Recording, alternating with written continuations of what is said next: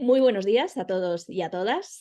Soy Verónica del Río, directora en ORH. Os doy la bienvenida a este webinar que hemos organizado en colaboración con el Instituto Regional de Seguridad y Salud en el Trabajo de la Comunidad de Madrid y que vamos a dedicar a analizar indicadores de gestión de seguridad y salud.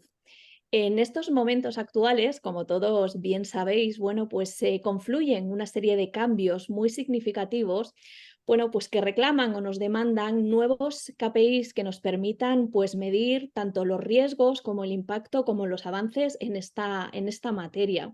Cuando hablo de cambios, pienso, ¿no? En la sofisticación que se ha producido en los procesos de producción, ¿no? Con la introducción de la tecnología en ellos.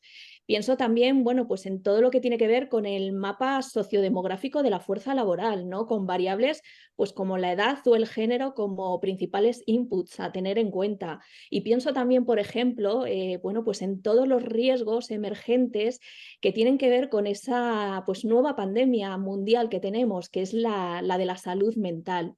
Como digo, todos estos cambios, nos fuerzan o nos obligan, a evolucionar en las estrategias de gestión de la salud y de la seguridad y también a desarrollar, nuevos indicadores que nos permitan, medir, analizar y gestionar los mismos, ¿no?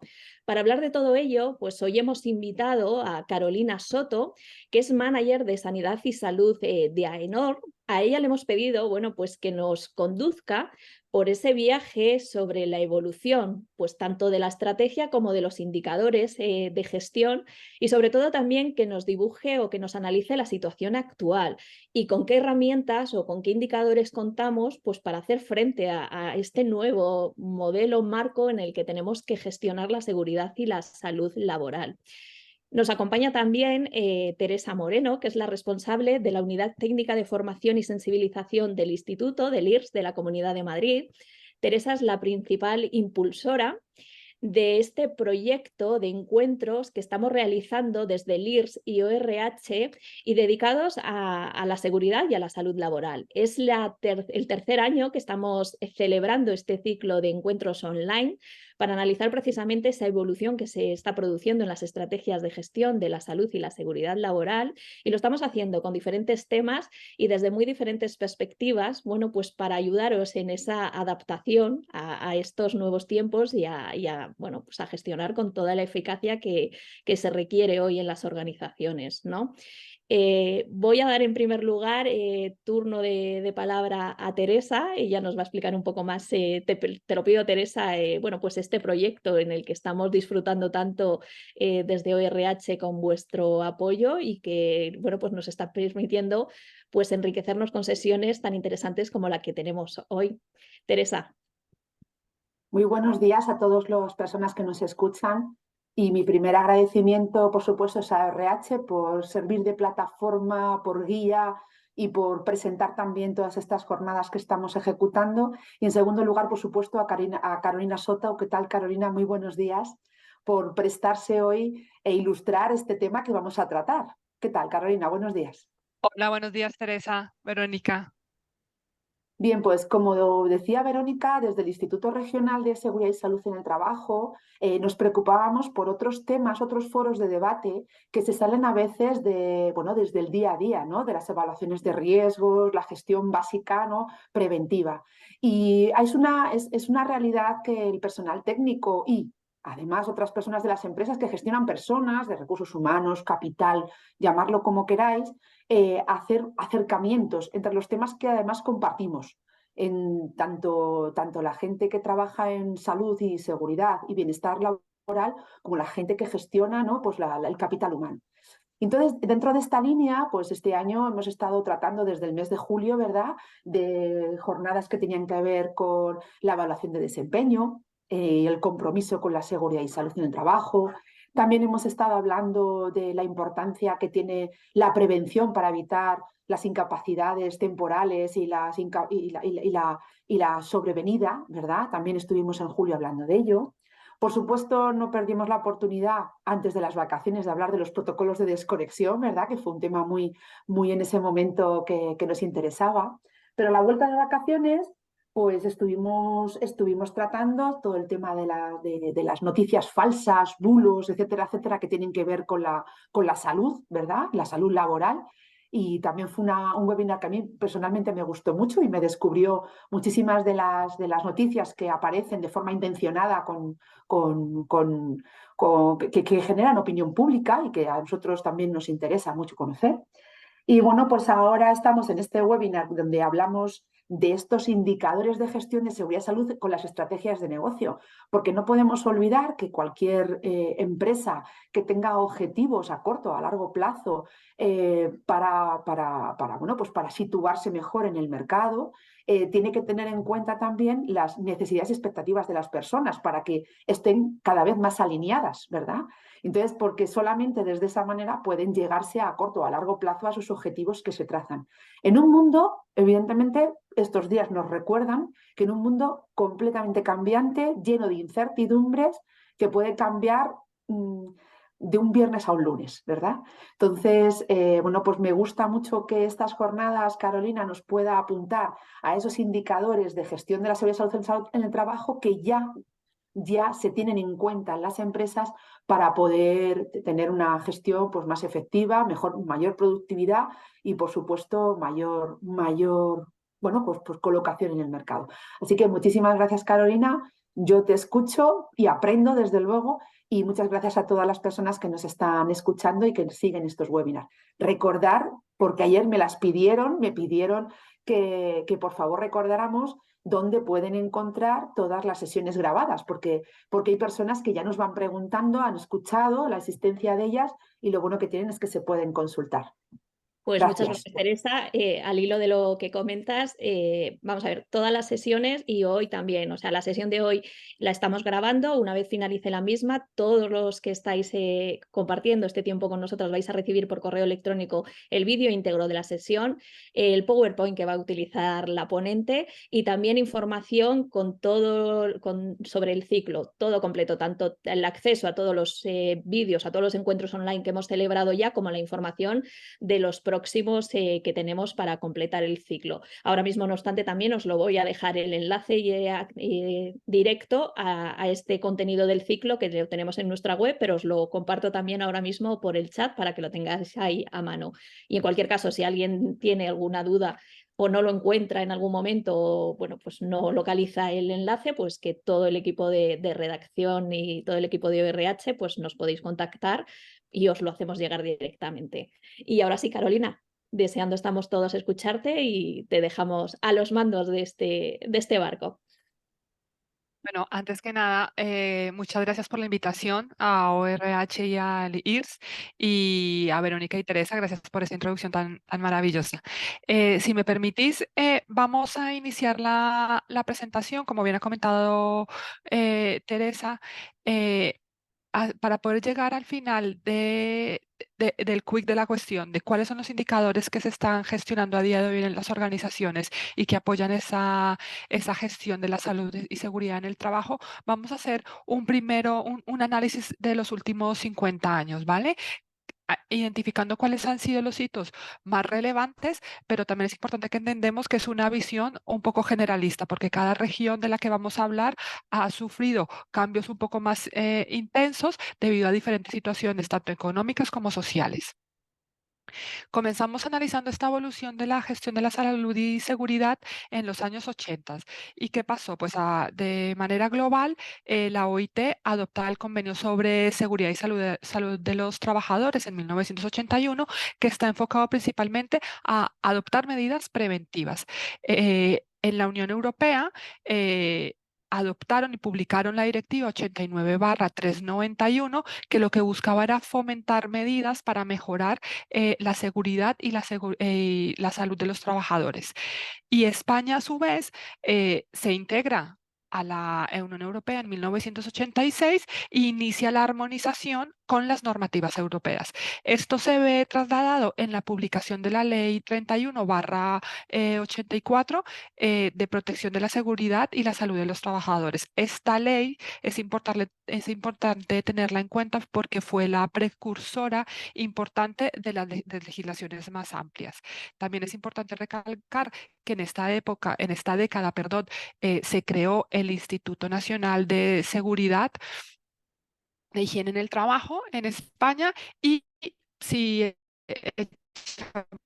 una mirada a Latam, pues vemos que hay una variación considerable entre países. No van armonizados. Cada país va haciendo pinitos en temas de seguridad y salud en el trabajo. Pasamos ahora a la década de los 90. ¿Y qué pasa aquí? Bueno, pues que a nivel global la OIT publica el programa internacional para la mejora de las condiciones y el medio ambiente en el trabajo. También hay un hito relevante que es la publicación de la norma OSAS 18001 y a nivel europeo se publica la directiva 89/391. Eh, Estas directivas y un conjunto de directivas que se publicaron también en esa década busca abordar temas ya un poco más específicos como son la manipulación manual y los lugares de trabajo. En España se publica también la ley 31 bueno, del 95, la ley de prevención de riesgos laborales, que como sabéis todo representó un cambio significativo en la regularización en la seguridad, en la salud y la seguridad en el trabajo. Y en Latinoamérica se evidencian unos progresos lentos debido a la continua inestabilidad económica, aunque algunos países empiezan a modernizar sus regulaciones. Un ejemplo de ello es Brasil, que promueve una norma reguladora que aborda la salud y la seguridad en la agricultura, la ganadería, silvicultura, explotación forestal y acuicultura.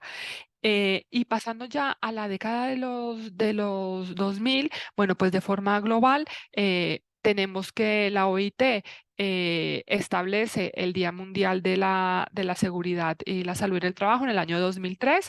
Eh, También se publica la 45001, perdón, que aquí hay una errata, y a nivel de España, pues se define ya una estrategia comunitaria, perdón, del 2002 al 2006. ¿Y qué hace España? Bueno, pues publica el Real Decreto 1627 en 1997 y va adaptando todas estas estrategias que marca la Unión Europea y los va trasladando a las organizaciones. Se introducen también regularizaciones específicas a nivel España para sectores como la construcción y se fortalecen las inspecciones de trabajo. Y en la TAM se evidencian la constitución de organismos reguladores y leyes más estrictas. Un ejemplo de ello es que en Chile se reforma el Código del Trabajo en el año 2001 y lo que busca esta reforma es fortalecer la protección de los trabajadores. Pasamos a la década del 2010. Aquí es muy importante recalcar que la OIT lanza un conjunto de herramientas de formación llamado Solve, que se enfocan en integrar la promoción de la salud en de las políticas de seguridad y salud en el trabajo. También la ONU publica los Objetivos de Desarrollo Sostenible 2030 y a nivel europeo se publica un nuevo marco estratégico de seguridad y salud en el trabajo que tiene una cobertura del 2014 al 2020 y empiezan a trabajar en ese despliegue de objetivos de la ODS. A su vez, España publica su estrategia 1520 apalancándose, por un lado, en la estrategia europea y también empiezan el despliegue lento de los ODS. Y en la TAM se identifica una mayor regulación. Y para finalizar en la década del 2020, bueno, pues aquí tenemos un hito muy relevante que ya todos sabemos que hay una respuesta global a la pandemia COVID. La OIT y la OMS publican guías y documentos de apoyo enfocados a lugares y trabajos seguros. En 2021, perdón, se publica la 45003. Esta norma es muy importante porque es un paso más de la 45001 y lo que hace es abordar los riesgos psicosociales y la salud mental en los lugares de trabajo. Como sabemos todos, este es un tema que ha ganado especial relevancia e importancia en los últimos años, especialmente teniendo en cuenta el contexto de la pandemia COVID. Bueno, en Europa vemos que hay una adaptación a la situación de pandemia. Se implementan estrategias enfocadas a las nuevas formas de trabajo y también a la salud mental. Y además, durante este escenario de pandemia se proponen directrices para el teletrabajo y la protección de los trabajadores. Y en España hay una respuesta a la COVID a través de normativas de seguridad y salud laboral, y específicamente AENOR publica su protocolo COVID, al cual muchas organizaciones de diferentes sectores se han adaptado un poco para cumplir unas líneas básicas de seguridad y salud en el trabajo, y también garantizar a todas las partes interesadas que se llevan a cabo estas buenas prácticas, ¿no? Existe una publicación también eh, reciente, unas publicaciones crecientes acerca de las pautas para gestionar la situación derivada de la crisis sanitaria en diferentes sectores industriales. Y en Latinoamérica se ve afectada por la pandemia COVID, y es un gran desafío para la región adaptarse tanto a la situación de pandemia como a las nuevas formas de trabajo. Y los países lo que hacen es publicar regulaciones de emergencia, como lo hicieron México y Brasil, para abordar estos temas. Y ahora, si me permitís, una vez realizada un análisis de situación de los principales hitos ocurridos en las últimas décadas, vamos a analizar cómo han evolucionado también los indicadores, siempre desde una perspectiva, recordando un poco lo comentado anteriormente, ¿no? Bueno, pues vemos que en los 80 se empiezan a diseñar a nivel europeo indicadores que están generalmente orientados a resultados. Son fáciles de medir, pero difíciles de mejorar o de influir. La importancia de estos indicadores es su capacidad para confirmar que se está produciendo un patrón. Entonces, lo que buscaban era una recopilación de datos y ir generando patrones, ¿no? Esto a nivel europeo. En España, bueno, hay un enfoque a regulaciones más básicas y a una medición de accidentes laborales. Y en la TAM hasta finales de los 80, hay un enfoque mayormente reactivo y regulaciones básicas en seguridad y salud en el trabajo, como podéis recordar. En la década de los 90 se hace un enfoque más regulador y enfocado también a auditorías de seguridad. En España, con la Ley de Prevención de Riesgos Laborales, comienza un enfoque sistemático de seguridad y salud. Y en la TAM continúa ese enfoque reactivo y esas regulaciones básicas que se van generando poco a poco. En los 2000, bueno, pues en los 2000 se empiezan a implementar los sistemas de gestión de salud y seguridad en el trabajo, con unos indicadores que lo que buscan es poder adoptar medidas proactivas que proporcionen una información temprana sobre el progreso y los resultados potenciales de cada uno de los riesgos o de las actividades de ese sistema de gestión. La característica de estos indicadores que se empiezan a identificar en el año 2000 es que son predictivos por naturaleza, lo que permite a las organizaciones, a los responsables de seguridad y salud en el trabajo, anticipar un éxito o una desviación y, por lo tanto, identificar potenciales riesgos. A nivel de España, hay un auge en la implementación de sistemas de gestión y uso de indicadores. Y en la TAM empieza en algunos países a hablarse de la implementación de sistemas de gestión de seguridad y salud, y empiezan ya a analizarse un grupo de indicadores. En la década del 2000, a nivel europeo, ya se empiezan a hablar de indicadores que puedan medir el ambiente laboral saludable y seguro de los trabajadores, y también de los psicosociales. Empieza a hablarse del tema. A nivel de España, se mantiene esa tendencia europea de desarrollo de indicadores proactivos y preventivos enfocados al ambiente laboral y a factores psicosociales. Y en la TAM se evidencia una conciencia creciente acerca de la importancia de tener un sistema de seguridad y salud en el trabajo, y se empiezan a adoptar en algunas regiones enfoques preventivos. Y para finalizar, en la década del 2020, en Europa se identifica una integración de la digitalización y analítica avanzada para mejorar el análisis de estos indicadores. En España también de la mano de esa corriente de digitalización, se evidencia un aumento del uso de las tecnologías para mejorar la prevención. Y en Latinoamérica hay un desarrollo desigual entre países, con algunos regiones o algunos países avanzando hacia indicadores más sofisticados y otros aún trabajando en consolidar sistemas de gestión y seguridad básicos. Es importante mencionar que la evolución específica de los indicadores y su adaptación varía significativamente entre diferentes países y sectores industriales, con lo cual lo comentado hasta ahora es una visión muy general y puede haber excepciones y variaciones cuando vayamos un poco más a fondo. Aquí os pongo un par de, ejemplos para que podáis evidenciar cómo han ido avanzando esos indicadores. Si veis en la década de los 80, los indicadores de los que hablábamos era tasa de accidentes laborales, tasa de incidencia de enfermedades ocupacionales, días perdidos por accidentes, costo de accidentes y enfermedades ocupacionales y número de denuncias o reclamaciones.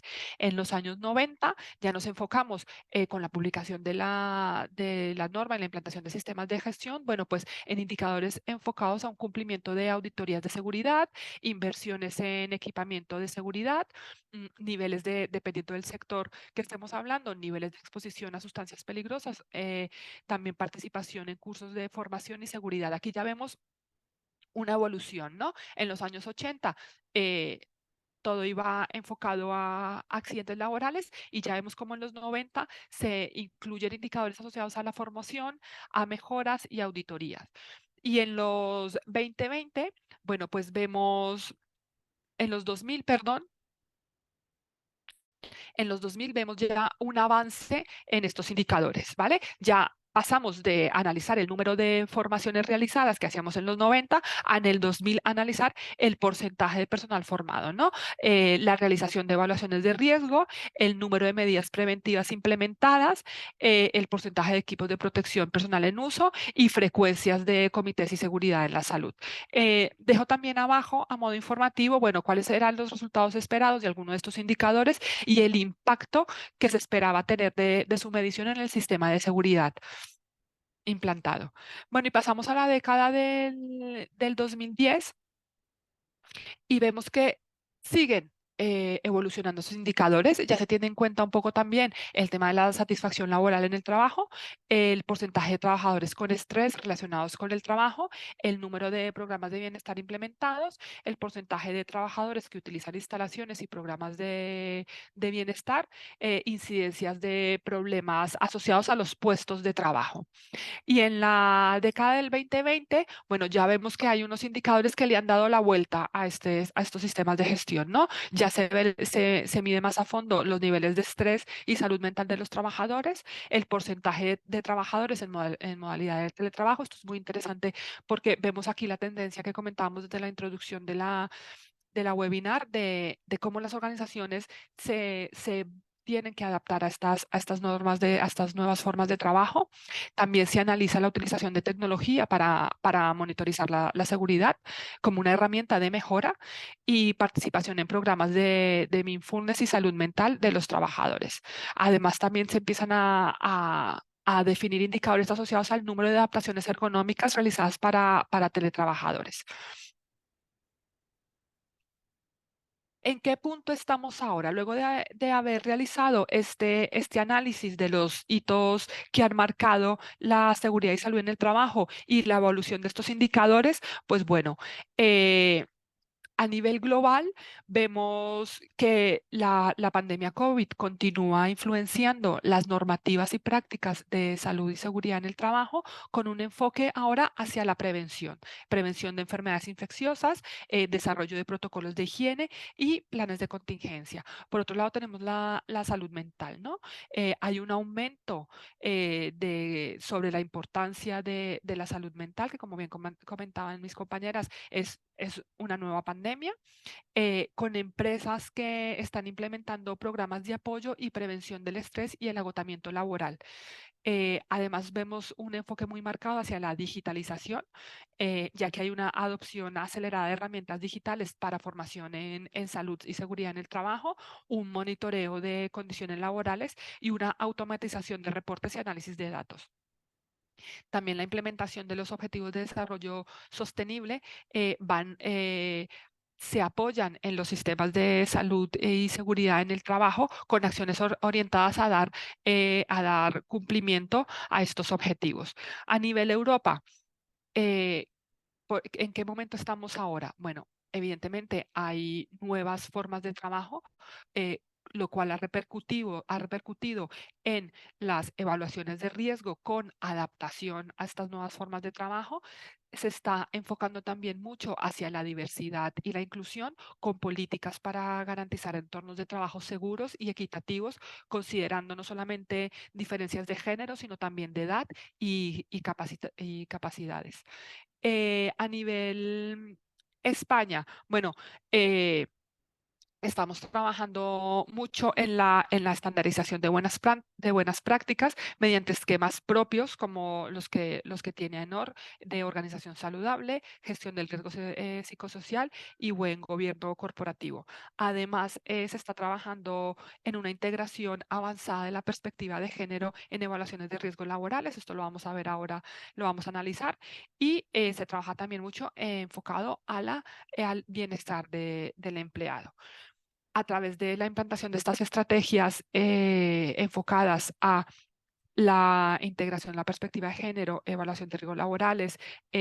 Damos cumplimiento también, se está trabajando mucho en acciones que permitan llevar a cabo y cumplir los objetivos de desarrollo sostenible y también, como no puede ser de otra forma, estamos muy influenciados por la digitalización.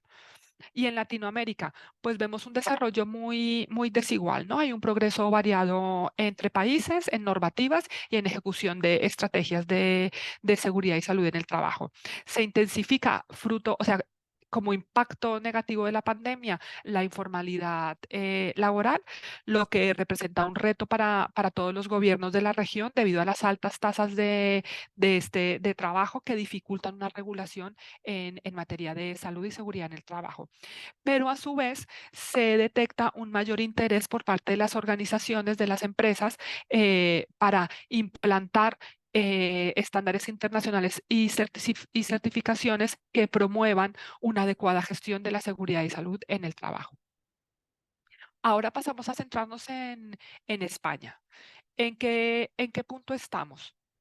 Bueno, como comentaba, hay una fuerte tendencia hacia la estandarización, hacia la publicación, la promoción de esquemas que permitan a las organizaciones dar un paso más en la gestión de la seguridad y salud en el trabajo, como es el modelo de organización saludable, SIGOS, la certificación basada en la norma ISO 45003 de gestión del riesgo psicosocial y el buen gobierno corporativo. Y traigo a colación el buen gobierno corporativo porque cumplir con los criterios ambientales, sociales y de gobernanza de una organización es una estrategia que se puede apalancar en la gestión de la seguridad y la salud en el trabajo, ya que beneficia tanto a los trabajadores como a las organizaciones. Algunos ejemplos de cómo apalancarse en la seguridad y salud en el trabajo para cumplir estos criterios, pues con la prevención de formación en prevención de accidentes ambientales, implementando buenas prácticas en el sistema de salud y seguridad en el trabajo, que incluyen un adecuado manejo de materiales peligrosos, lo que puede prevenir en derrames y otros accidentes que afecten al medio ambiente. Por otro lado, tenemos reducción de residuos y emisiones, que lo podemos también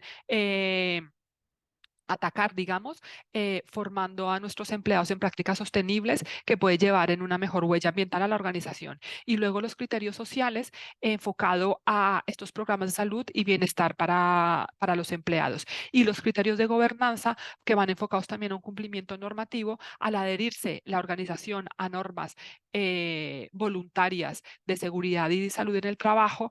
Las organizaciones muestran a todas sus partes interesadas que están comprometidas y que son transparentes en su gestión. Y por otro lado, una gestión de riesgos que implica que una buena gestión de riesgos de seguridad y salud en el trabajo minimiza potenciales responsabilidades legales y financieras para la organización. Esto en temas de estandarización.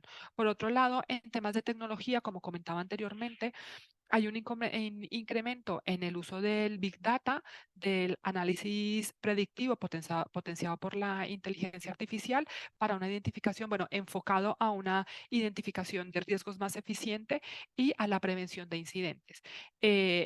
Por otro lado, la inteligencia artificial está transformando todos los sectores de la sociedad y no puede ser de otra forma en la seguridad y salud en el trabajo. Se hacen evaluaciones de riesgos en tema, está permitiendo realizar evaluaciones de riesgos en tema real hasta prevenir accidentes laborales, eh, analizando grandes cantidades de datos para identificar rápidamente patrones y predecir riesgos. Y esta evolución de la tecnología va a permitir a las empresas tomar medidas proactivas para evitar accidentes y problemas de salud de sus empleados y colaboradores. Por otro lado, tenemos la publicación reciente, además de la Estrategia Española de Seguridad y Salud en el Trabajo por parte del Ministerio, que tiene un enfoque muy dirigido a nuevas formas de trabajo, a identificar y apoyar a profesionales en situación de vulnerabilidad y a integrar la perspectiva de género en la evaluación de riesgos laborales. Y por otro lado, como he venido comentando, también en España se está trabajando mucho hacia acciones, proyectos enfocados al cumplimiento de los objetivos de desarrollo sostenible. Y aquí vengo a hablar también un poco sobre dos temas que están muy sobre la mesa, que es la integración de la perspectiva de género y la evaluación de riesgos ecosociales. ¿Y cómo podemos hacer la integración de la perspectiva de género? Bueno, pues haciendo un análisis de género en las evaluaciones de riesgo de las organizaciones, formando y sensibilizando y promoviendo la participación equitativa del conjunto de profesionales de las organizaciones, desarrollando por parte de las organizaciones políticas de acoso y desarrollando también programas y acciones que permitan a los profesionales tener una mayor flexibilidad y conciliación personal y profesional. Y cuando hablamos de la evaluación de riesgos laborales, muy enfocado también a la ISO 45003, vemos que trata, además de otros temas, estos cuatro que traigo acá: estrés laboral, reconocimiento por parte de de las organizaciones a los trabajadores, acoso laboral y ausencia de conciliación personal y profesional. Y traigo acá unos ejemplos sobre cómo una organización puede integrar la perspectiva de género en su evaluación de riesgos laborales. Sin esta integración, se identifican diferentes riesgos asociados a equipos de protección personal, exposición a sustancias tóxicas, estrés y salud mental y ergonomía de los puestos de trabajo. Y se abordan desde una perspectiva generalista, es decir, las acciones para mitigar estos riesgos, por ejemplo, en el caso de equipos de protección personal, pues es proporcionar EPPs, perdón, estándar a todos los trabajadores. Si evaluamos ese riesgo desde una perspectiva de género, integramos esa perspectiva de género, vamos a ver cómo cambia el análisis de ese riesgo. Pues se reconoce, en este caso de equipos de protección de personal, se reconoce que el equipo de protección personal debe adaptarse al cuerpo de la persona y se proporcionan tallas y diseños que se ajusten adecuadamente a los diferentes cuerpos, considerando características físicas típicas tanto en hombres como en mujeres. Pasemos también a analizar el riesgo de exposición a sustancias tóxicas. Pues si no hacemos una integración de la perspectiva de género, la forma de mitigar este riesgo o la acción para mitigarlo sería todos los trabajadores usan el mismo nivel de protección ante sustancias tóxicas.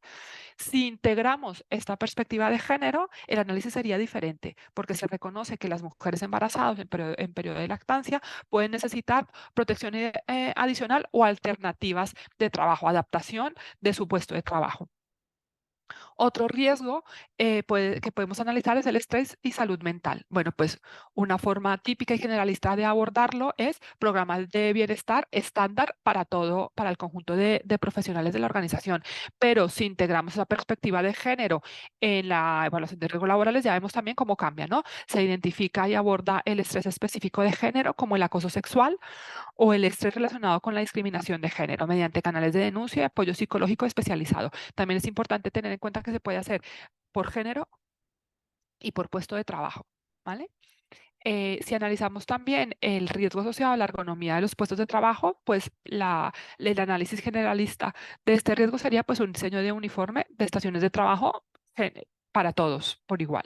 Si integramos esta perspectiva de género, pues hacemos una adaptación de los puestos de trabajo teniendo en cuenta las diversas necesidades ergonómicas de los diferentes géneros, como altura de mesas, sillas o la disposición de herramientas para evitar esfuerzos indebidos o posturas forzadas. Por eso es una forma muy general también de integrar la perspectiva de género en la evaluación de riesgos laborales. Y por otro lado, hablamos de la gestión del riesgo psicosocial. Y es que la ISO 45003 y está también muy sobre la mesa la evaluación de los riesgos psicosociales. Aquí traigo diferentes riesgos y sus medidas de mitigación. El estrés laboral. eh, ¿Cuál es el riesgo? Bueno, pues absentismo, rotación de empleados, falta de fidelización de profesionales. ¿Cómo lo podemos mitigar? Implementando pausas programadas, asegurar una distribución equitativa de las cargas de trabajo y proporcionar formación en gestión de estrés y de conflictos.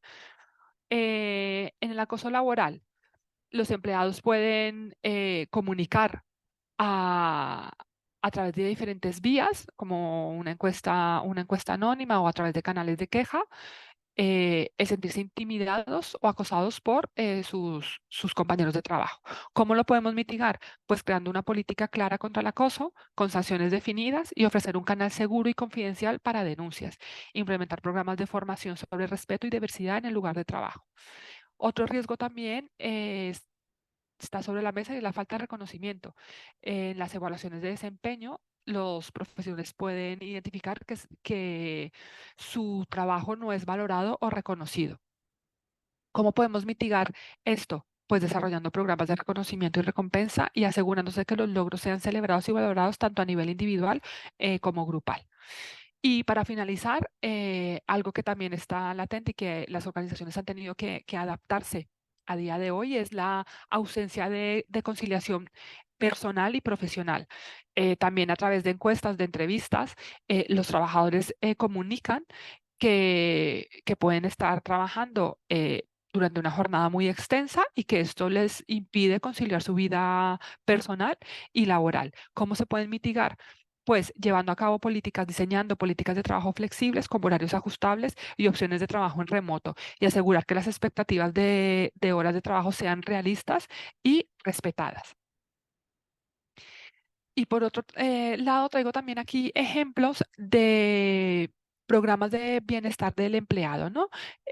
A día de hoy, muchas organizaciones están trabajando en esta línea, enlazado un poco también con la integración de perspectiva de género en la evaluación de riesgos laborales y la identificación y evaluación de riesgos psicosociales.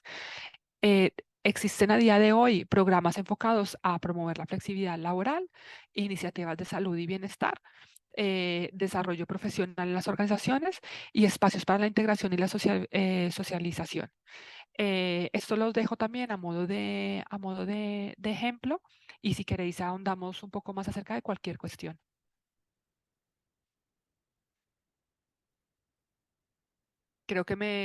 Teresa, creo que me he Hola. extendido un poco. No, no, perfecto, No, no, perfecto. no. en absoluto. De Pues hecho, me ha muchísimas. gustado mucho. Estaba todo el tiempo, yo conforme ibas avanzando en tu exposición, iba dándome cuenta, ¿no?, de esa progresión en el tiempo, Sí, ¿no? De cómo desde los años 2000, ¿no?, nos adentramos en perdón. esta, de lleno, ¿verdad?, en esta profesión. Por supuesto que se llevaba haciendo seguridad y salud en el trabajo muchos más años, ¿no? Pero quizás, a lo mejor experiencia personal es cuando yo en el 2000 veo un cambio radical, ¿verdad? Y cómo en estos últimos 20 años también ha habido eh, muchísimos cambios a los cuales no somos conscientes, ¿no? Yo creo que también van de la mano de una cultura, ¿verdad?, empresarial y de la Sí, salud diferente, ¿verdad? Unas preocupaciones distintas. A lo mejor también va acompañado por la generación en la que estamos en el mundo laboral ahora, ¿no? Nuestras propias preocupaciones. A coladero de lo que tú decías, yo también he leído estudios sobre los momentos vitales de las personas en las empresas. Y estos sí, momentos vitales y las preocupaciones y expectativas coinciden claramente con lo que comentabas: desarrollo profesional, flexibilidad, conciliación. O sea, ya no se habla solamente de un salario económico, como entendemos, sí, sino, y de- además es distinta a las expectativas de hombres y de mujeres, en relación también, exactamente. claro, efectivamente derivado del mercado laboral que tenemos. Ujú. O sea, yo leía, por ejemplo, que las mujeres estaban expectantes hacia ese cambio y progreso o ascenso o carrera profesional, siempre sin renunciar a la conciliación a la conciliación personal y familiar. Y digo personal porque también existe, parece que solamente existe la conciliación familiar. Y por otra parte, a lo mejor los hombres que sí que a lo mejor claramente habían encontrado un progreso mayor, sin embargo, lo que estaban más expectantes a nuevas experiencias, a cambios, ¿no?, de incluso de sector, de actividad, sin renunciar, por supuesto, a su conciliación, dato que también te llama muchísimo la atención, y el salario que daba por debajo de esas prioridades, ¿no? Entonces yo creo que coincide muy bien con esas estrategias o estos indicadores que se intentan, ¿no?, recoger, como hablas, ¿no?, flexibilidad, temas de salud, la conciencia hacia nuestra salud física y mental, ¿no?, y los espacios de la socialización, ¿no?, cuando nos hemos dado cuenta que el teletrabajo permite trabajar y tener ventajas enormes, y también tiene inconvenientes que hay que vencer, ¿no?, como el aislamiento, ¿no?, que nos damos cuenta de que la socialización y la cultura de la empresa de la presencialidad tenía también sus ventajas. Así que me ha encantado, la verdad, Carolina, me has dejado una foto muy clarificadora de lo que decimos, de lo que comentamos, ¿no? En el café y cuando vamos a reuniones y tal, o cuando programamos desde el instituto actividades y iniciativas, está muy en la línea en la que tú comentas. De hecho, nosotros tenemos una jornada el día 24 de octubre presencial donde tratamos edad, diversidad y género. O sea, Interesante. y por supuesto no significa que hayamos dejado de ver los colectivos altamente vulnerables, como tú también comentabas, ¿verdad? En otra de las profesiones realmente que están arrojando datos preocupantes de salud. Y no solamente son los trabajos en altura, que quede claro. Me ha gustado mucho que destaques esa preocupación por el trastorno musculoesquelético, que es siempre un caballo de batalla para una ergónoma. Aquí ya me identifico. Y bueno, pues muchísimas gracias porque, bueno, me has dejado deberes. Que lo sepas, Carolina, me has dejado deberes.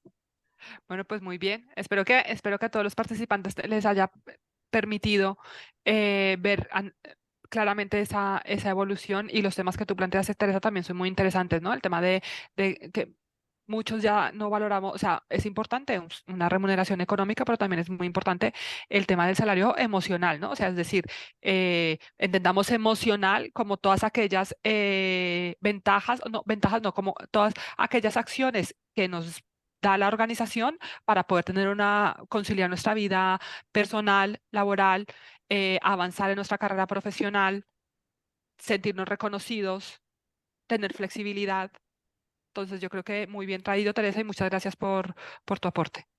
Oye, y el Gracias. aporte también del reconocimiento, por supuesto. O sea, por supuesto, también había una palabra que aparecía en tus transparencias de una forma también de evaluar el reconocimiento y cuanta más carrera profesional vamos llevando en la mochila, ¿no?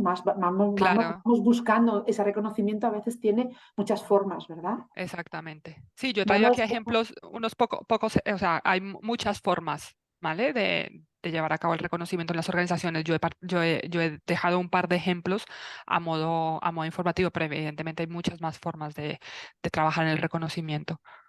Carolina, Teresa, perdonadme, vamos a dar entrada, si queréis, a algunas de las cuestiones que nos están planteando los asistentes. Sí. Ya, como les explicaba en el chat, bueno, pues hemos dejado esta parte final precisamente para eso, para que ellos puedan plantearnos todas aquellas cuestiones que quieran y que les respondáis. Y bueno, lo primero decirte y trasladarte, como ha dicho alguien, que muy interesante todo el análisis de esa evolución que nos has hecho. Es verdad que te hemos puesto un reto muy difícil sobre la mesa porque era muy poco tiempo para todo lo que nos tenías que contar. Hay veces, ¿no?, que cuando no nos detenemos a hacer ese análisis de esa evolución, pues perdemos la perspectiva, y ese es uno de los objetivos que nos ha motivado a hacer esta sesión. Pero bueno, como hemos ido muy rápido, has tenido que ir muy rápido por el tiempo que te habíamos dado, bueno, pues vamos a intentar atender aquellas cuestiones que los participantes nos están trasladando. Por un lado, Jessica nos pide a ver si nos puedes aportar, bueno, pues ideas de indicadores que podamos incluir en el sistema de gestión que aporten información sobre posibles áreas de mejora. A ver, hay un indicador muy claro. A ver, las áreas de mejora se pueden identificar por un lado en el día a día del sistema de gestión y por otro lado en auditorías. Entonces, al principio comenté que uno de los indicadores es el número de acciones de mejoras implantadas en el sistema de seguridad, ¿vale? Ese sería uno de los indicadores. Y evaluar su eficacia, o sea, no solamente el número de acciones de mejora, sino el número de acciones eficaces, ¿vale? Uh-huh. No sé si con eso soluciono la pregunta. Pues cualquier cosa nos respondes, Jessica, y seguimos ahondando en este tema. Óscar también nos traslada, nos dice, porque precisamente en esta slide que tienes proyectada nos pregunta sobre la regulación de cargas, ¿no? Decía que lo ponías como uno de los aspectos en la anterior slide, como un aspecto clave del estrés laboral. Y nos pregunta, ¿deberíamos tener una mayor prioridad en la regulación de las cargas más allá de lo que aparece en esta última slide? Sí, o sea, sí, siempre quisiéramos ir a más, ¿no? Todos, o sea, sí, evidentemente, evidentemente, o sea, debería existir y a día de hoy entiendo que se está trabajando en una regularización en este tema. O sea, deberíamos ir hacia allí. O sea, toda esta evolución que hemos venido viendo va por buen camino. Quisiéramos ir un paso más adelante, claro, pero si analizamos qué hacíamos en los 80, en los 90, en el 2000, pues vemos que hemos avanzado muchísimo. Creo que Y hay mucho otra, creo que yo a Óscar le contestaría que evidentemente la negociación colectiva tiene mucho que trabajar ahí, sí, porque depende también. de cada sector, de la cultura, de la empresa, la regulación de las cargas. Pero vamos, estoy completamente de acuerdo con él que la regulación de las cargas es un gran hándicap. Pero claro que evidentemente la negociación colectiva es la que debe de empezar a dar respuesta a esta necesidad.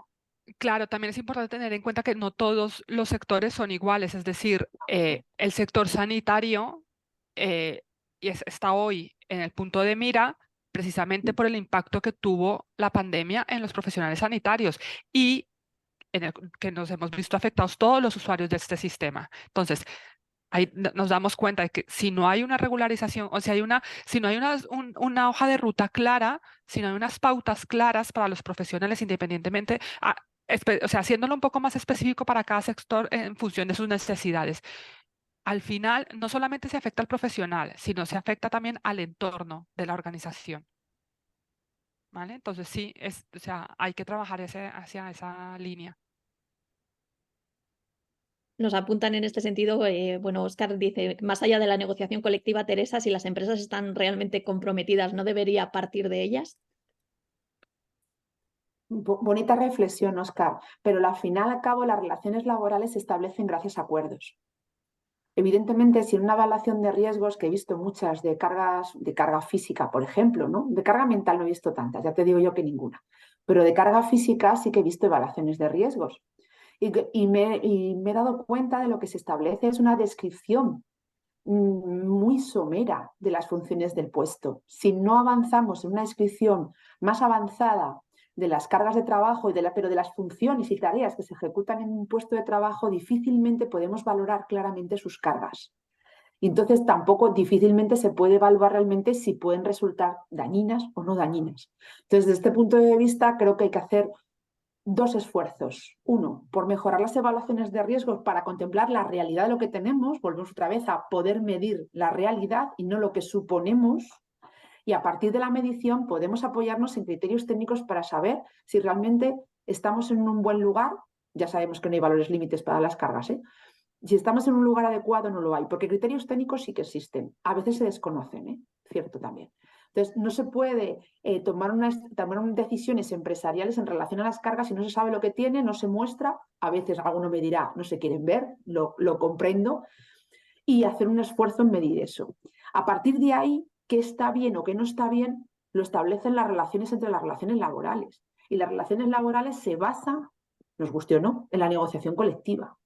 Por ejemplo, o sea, establecer si yo tengo que trabajar 8 horas o trabajar 10 o trabajar 12, para algunas personas 6 será un exceso, 6 será poco, ¿no? Le pregunto a Verónica, no le pregunto a Verónica cuántas horas trabaja porque ya me puedo imaginar la respuesta.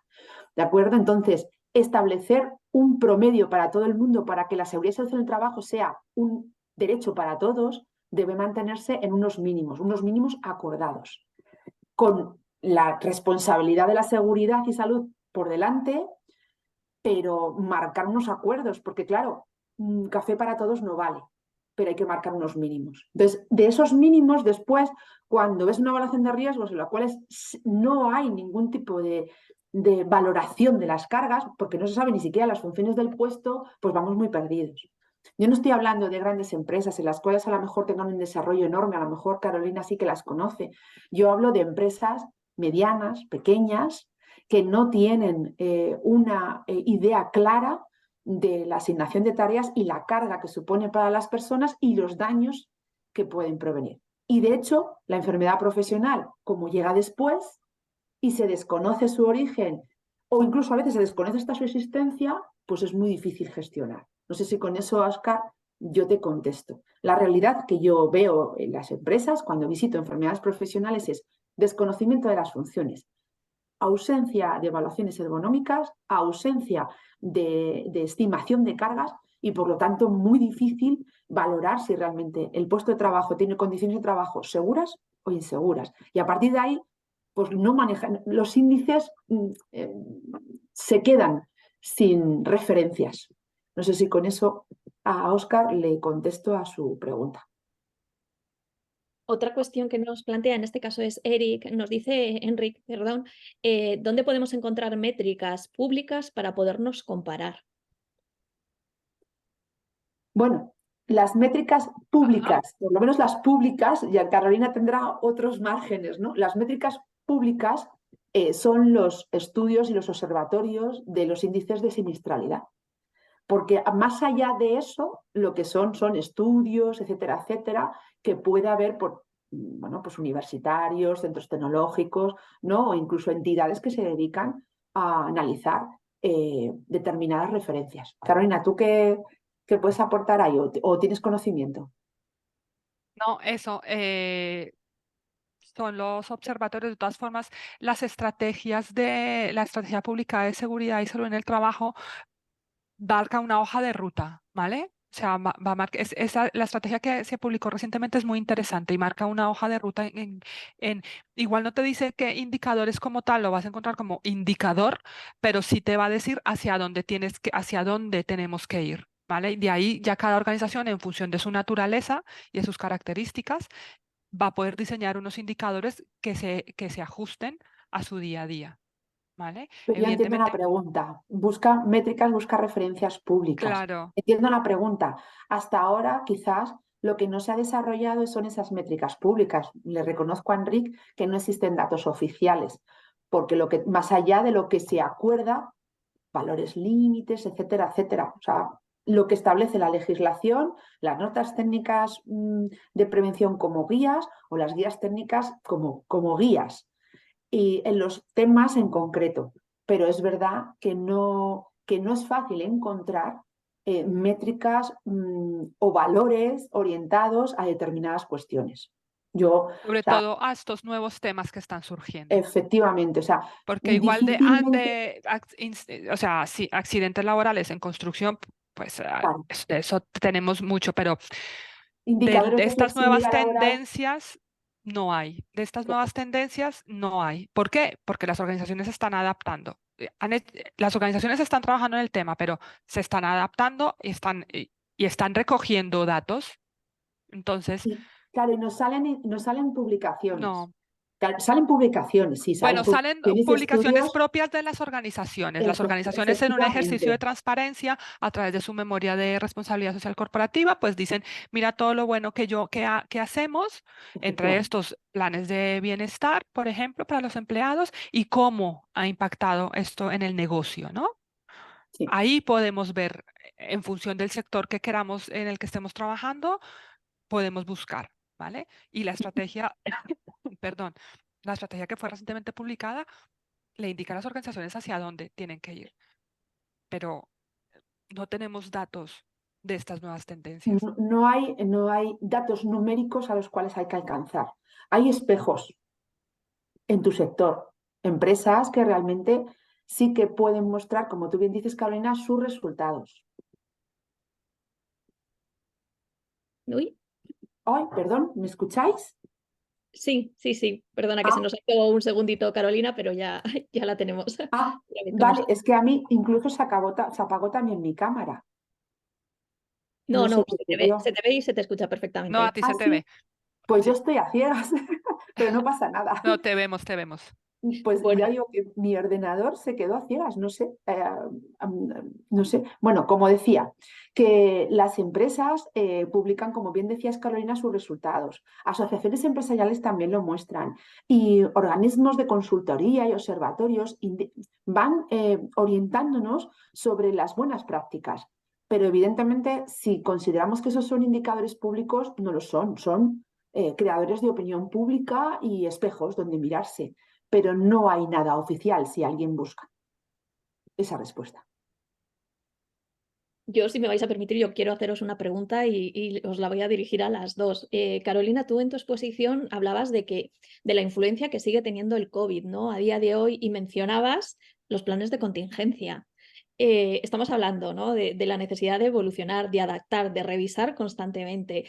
Y en este caso, cuando hablamos de este tipo de herramientas, de planes y demás, bueno, pues yo no sé, la percepción muchas veces es que se diseñan sobre un papel y se quedan ahí en el olvido, ¿no? Con todo lo que hemos vivido, pues oye, yo creo que nadie duda de la necesidad de tenerlos pues bien diseñados y pues de estar revisándolos y adaptándolos constantemente porque es una herramienta absolutamente clave a día de hoy. Entonces, me gustaría para estos últimos minutitos si nos podéis hacer pues una reflexión sobre el tema de los planes de contingencia en este tema de la gestión de la seguridad, qué relevancia tienen hoy y dar algunas claves a las organizaciones para tenerlos bien diseñados y que puedan ser realmente esa herramienta de gestión a la que están llamados a ser.